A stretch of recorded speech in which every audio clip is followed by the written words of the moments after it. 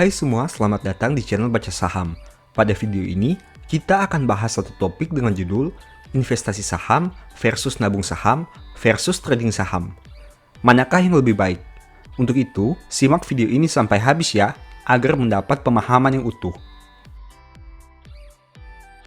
Jika kamu ditanya, sebutkan satu nama yang pertama kali terlintas di pikiranmu saat menyebut kata saham. Mungkin nama Warren Buffett dan Lo King Hong yang akan disebutkan. Kedua sosok ini memang sangat inspiratif dan membuat kita termotivasi untuk mengikuti jejak mereka. Dengan analisa fundamental atau lebih tepatnya value investing, mereka berhasil menjadi orang yang sangat kaya. Nah, pertanyaannya, apakah analisa fundamental itu lebih baik dari analisa teknikal? Bagi mereka tentu saja iya, tapi bagi kamu belum tentu. Kamu baru bisa mengatakan suatu analisa itu lebih baik jika sudah ada bukti dari diri kamu sendiri, bukan orang lain. Memang sih, mengambil patokan Warren Buffett dan Lo King Hong itu baik untuk dijadikan motivasi belajar fundamental. Tapi ingat, metode yang baik bagi mereka belum tentu baik bagi kamu juga ya.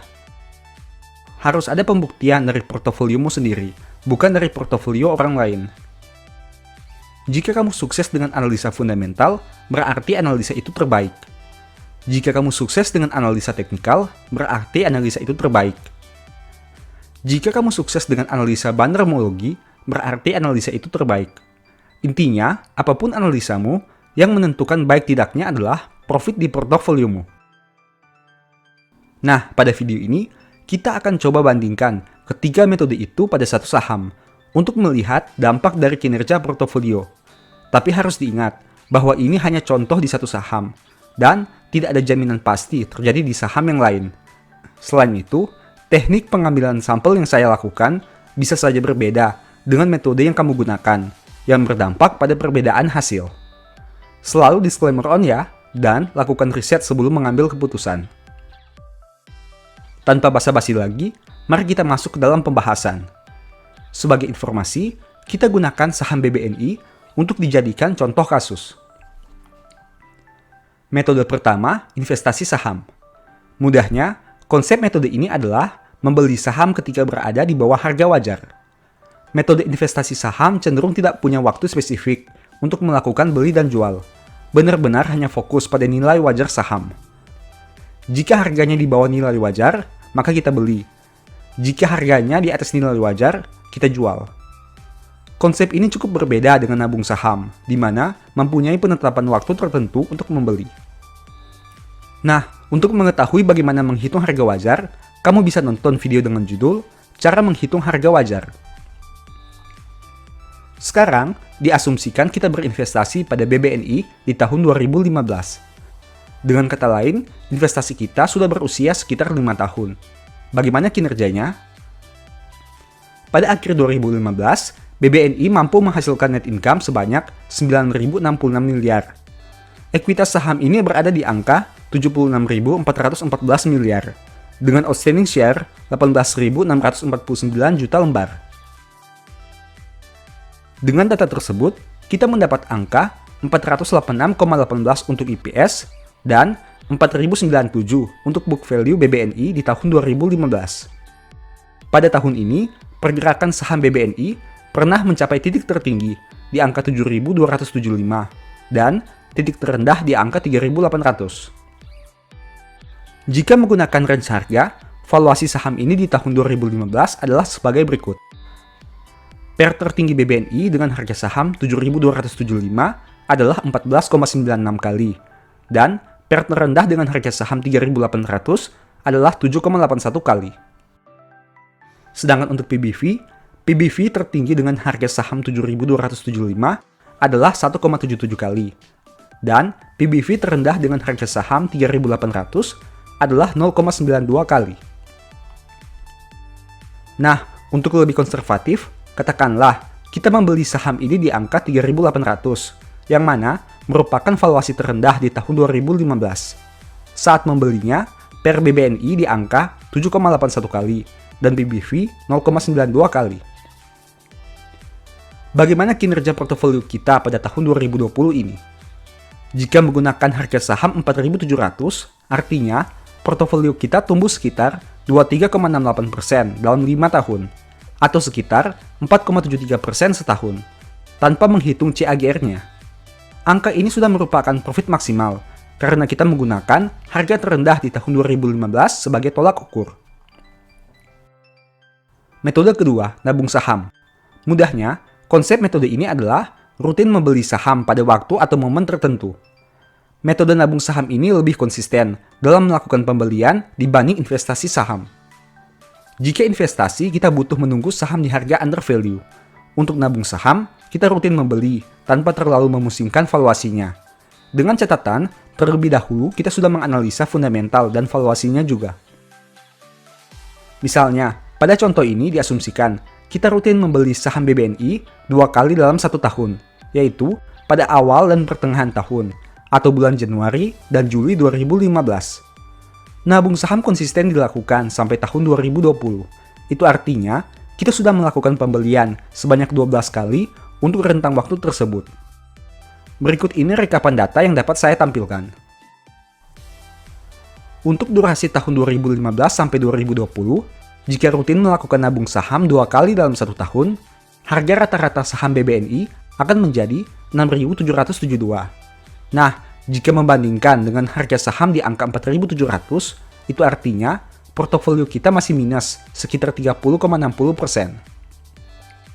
Ternyata membeli saham blue chip untuk nabung saham selama 6 tahun belum tentu menghasilkan keuntungan juga ya. Itulah alasannya kenapa kita tidak boleh langsung telan mentah-mentah kalimat yang berkata, beli saham blue chip pasti untung. Metode ketiga, trading saham. Untuk trading saham, masing-masing trader punya cara analisa yang berbeda satu dengan yang lain. Nah, pada video ini, saya coba menggunakan metode analisa yang sering saya pakai. Sebenarnya bukan analisa teknikal yang ribet sih, karena saya sudah lama tidak menggunakannya. Saya hanya memakai analisa sederhana yang bisa dilakukan bahkan oleh anak sekolah. Bagaimana hasilnya? Mari kita simak tampilan berikut ini. Ini merupakan rekapan jurnal trading untuk saham BBNI dari tahun 2015 sampai September 2020. Saya menggunakan metode trading yang saya kembangkan sendiri dan melakukan simulasi untuk 5 tahun tersebut. Dapat dilihat, kinerja per tahunnya adalah sebagai berikut. Tahun 2015, melakukan 7 kali transaksi jual beli dan menghasilkan keuntungan 15,32%.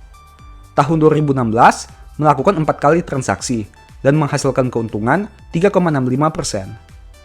Tahun 2017, melakukan 2 kali transaksi dan menghasilkan keuntungan 8,91%.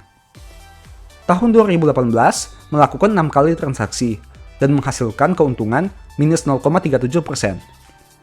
Tahun 2019, melakukan 6 kali transaksi dan menghasilkan keuntungan 14,59%. Tahun 2020, melakukan 3 kali transaksi dan menghasilkan keuntungan 20,84%. Jika ditotal, dalam 5 tahun terakhir, kinerja jika melakukan trading saham BBNI menghasilkan keuntungan sebanyak 62,94%. Atau dengan kata lain, jika dibagi sama rata, kinerja per tahunnya sekitar 12,59%. Nah, setelah kita melihat pembahasan dan bukti simulasi dari 3 metode tadi, sekarang mari kita bandingkan pencapaiannya. Metode investasi saham menghasilkan kinerja 23,68% selama 5 tahun, atau jika dibagi rata sekitar 4,73% setiap tahun. Metode nabung saham menghasilkan kinerja minus 30,60% selama 5 tahun, atau jika dibagi rata sekitar minus 6,12% setiap tahun. Metode trading saham menghasilkan kinerja 62,94% selama 5 tahun, atau jika dibagi rata sekitar 12,59% setiap tahun. Dari contoh ini, dapat kita lihat metode trading saham menghasilkan kinerja terbaik untuk saham BBNI dalam jangka waktu 2015 sampai September 2020. Apakah setelah melihat data ini, kita akan mengatakan trading saham itu lebih baik? Tidak juga kan? Ada beberapa faktor yang mempengaruhi kinerja portofolio kita, yaitu pertama, saham yang dibeli. Pada video ini, kita hanya mengambil contoh satu saham saja, yaitu BBNI. Namun, pada kenyataannya, kamu bebas memilih nama saham yang ingin dibeli, dan belum tentu kinerja trading untuk saham yang lain lebih baik dari kinerja investasi atau nabung saham. Ingat, setiap saham dan metode menghasilkan kinerja yang berbeda. 2. Teknik analisa. Meskipun punya persepsi yang sama, misalnya investasi saham, tentu kamu punya teknik analisa yang berbeda satu dengan yang lain. Ada yang memakai pendekatan valuasi discounted cash flow, ada yang PER, ada yang PBV, ada yang net-net, dan masih banyak lagi. Hal yang sama juga berlaku untuk trading dan nabung saham. Itulah alasan kenapa meski punya kesamaan persepsi, misalnya investasi saham yang terbaik, namun hasil di lapangan menunjukkan ada investor yang berhasil, namun ada juga yang gagal. Begitu juga dengan trader. 3. Disiplin dalam eksekusi. Katakanlah kamu punya nama saham dan teknik analisa yang sama, meski hal ini sangat jarang terjadi. Tetap saja, ada kemungkinan hasil portofoliomu bisa berbeda. Kenapa?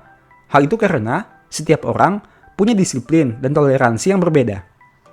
Contoh, kamu tahu bahwa fundamental perusahaan itu tiba-tiba menjadi jelek, namun keras kepala dan tetap berkata fundamentalnya baik-baik saja. Kamu putuskan untuk hold saham itu terus. Sebaliknya, teman kamu yang melihat hal yang sama langsung cut loss sahamnya karena disiplin untuk fokus ke fundamental dan memang sudah jelek. Nah, pada akhirnya, dua metode yang sama akan menghasilkan kinerja yang berbeda juga kan jika disiplinnya berbeda. Kesimpulan topik ini, tidak ada metode yang pasti baik untuk semua orang, baik itu nabung saham, investasi saham, dan trading saham. Kita tidak perlu menjelekkan metode yang satu dan menganggap metode kita yang paling tepat. Karena, pada intinya, biarkan profit di portofolio yang membuktikan apakah metode yang kamu gunakan selama ini sudah tepat, atau hanya mengambil contoh dari portofolio orang lain. Di akhir video, saya mau menyampaikan satu closing statement. Portofoliomu dalam jangka panjang berwarna merah, itu berarti metodemu salah. Portofoliomu dalam jangka panjang berwarna hijau, itu artinya metodemu tepat. Sesederhana itu. Demikianlah informasi pada video ini. Semoga bisa bermanfaat bagi kamu semua. Anyway, thanks for watching. Jangan lupa subscribe, aktifkan lonceng notifikasi, dan share video ini. Sampai jumpa di video berikutnya ya. Bye-bye.